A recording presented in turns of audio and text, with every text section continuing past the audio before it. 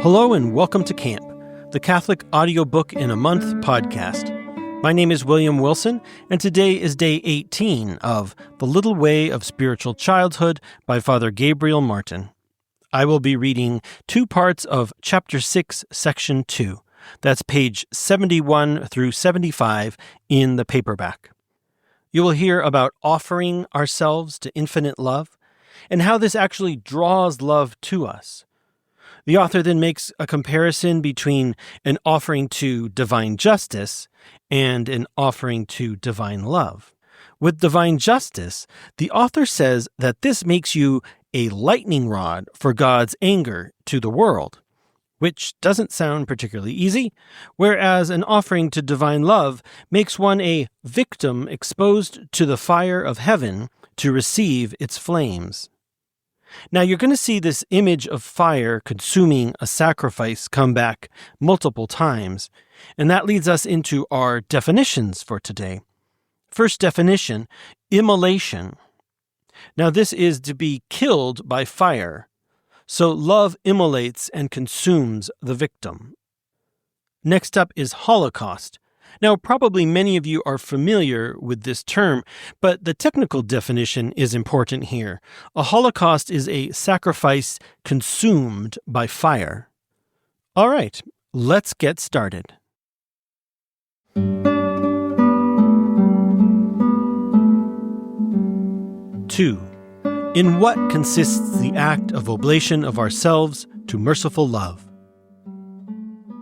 In order to form for ourselves a proper idea of it, it is best to go back to the formula which St. Therese drew up for herself, and which conveys to us exactly her thought. The full text of it will be found at the end of this work. We transcribe here the last lines only, as they are the essential part of it. O my God, most blessed Trinity, in order to live in one act of perfect love, I offer myself as a victim of holocaust to thy merciful love, imploring thee to consume me unceasingly, and to let the flood of infinite tenderness pent up in thee overflow into my soul, that so I may become a very martyr of thy love, O my God. May this martyrdom, having first prepared me to appear before thee, break life's thread at last, and may my soul take its flight unretarded, into the eternal embrace of thy merciful love. I desire, O well-beloved, at every heartbeat to renew this oblation an infinite number of times, till the shadows decline and I can tell thee my love eternally face to face. Let us first remark that it is a question of an oblation of ourselves to the merciful love of the good God, and that, in making it, we offer ourselves to this infinite love in order to draw it to us. If accepted, then its first effect ought to be to cause the love of the heart of the good God to overflow into the soul who has offered herself. Consequently, she remains before him like a little vase in front of the ocean. The act of oblation has opened the floodgate and hollowed out the channel through which the waters will pass unretarded. Henceforth this happy soul shall be inundated with love. Inundated with mercies, too, for in God, love, when directed to creatures, cannot but be a merciful love. To draw love to ourselves is, then, to draw to ourselves the abundance of divine mercies. St. Therese uses yet another expression which she was careful to underline. She speaks of tenderness. She implores the good God to let the flood of infinite tenderness pent up in him overflow into her soul. This is because she does not forget that God is a father, and that the love which descends from the heart of a father into the heart of his child presents itself under the most sweet form of tenderness. It is this infinite tenderness, then, that she calls into her soul and to which she surrenders herself.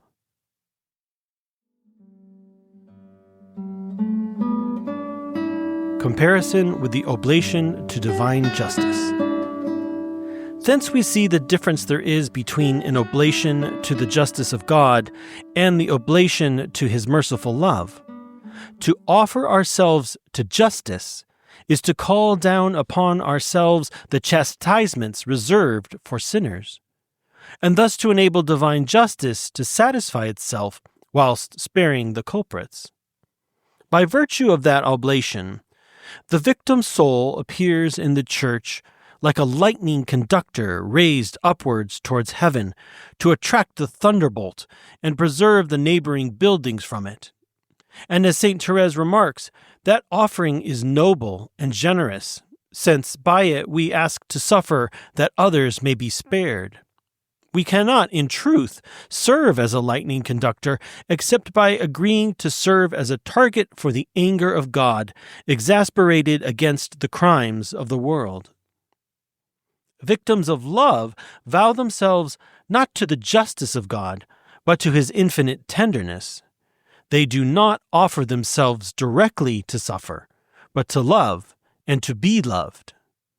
Nor as victims of expiation to repair, but as victims of holocaust to be wholly consumed. They are not the conductor which attracts the lightning, but the victim exposed to the fire of heaven in order to receive its flames. We do not wish to set up a comparison between those two offerings from the point of view of excellence, but only to remark that if, by reason of possible consequences, one must look twice and be very prudent before offering oneself as a victim to divine justice, this is not the case where there is question of the oblation to merciful love, because this latter has in it nothing calculated to frighten any soul, neither those that are little and feeble, since its end is to draw the flood of infinite tenderness. And since none more need tenderness than little ones, nor those who see themselves still very imperfect and poor in virtue, since its effect is to make mercy superabound where misery had abounded, nor those who, being timid, would fear, perhaps, the consequences of this act of oblation. For true it is that in it there is question of a victim and of a victim of holocaust, which means an entire immolation, and there is mention in it also of martyrdom. But let it be noted well, it is not a question of a martyrdom of suffering, but of a martyrdom of love. That is to say, of a martyrdom which is the direct work of love, in which, consequently, it is love itself which immolates and consumes the victim.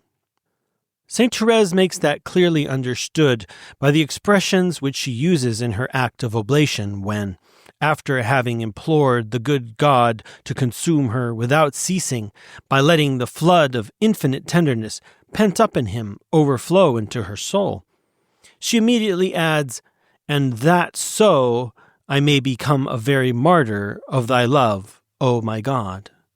The expression, "that so," is precious to bear in mind. It proves that, in the thought of St. Therese, the martyrdom of love comes to the soul directly from the very fullness of the flood of infinite tenderness which bursts in upon her, whose weight and intensity she could not support without enduring a veritable martyrdom.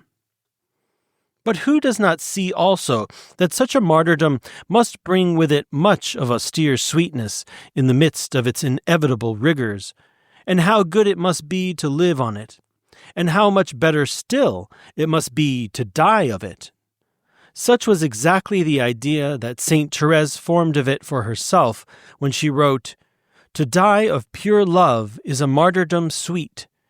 It is that which I fain would endure."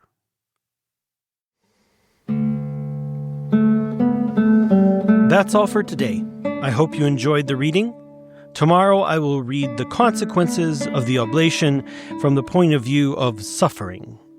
If you have enjoyed today's podcast, please subscribe, rate, share, and help us grow.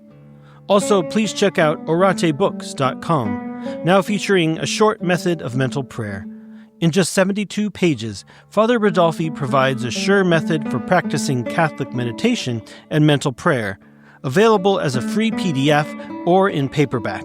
That's oratebooks.com. To learn more about us and for past episodes, please visit camp.fm.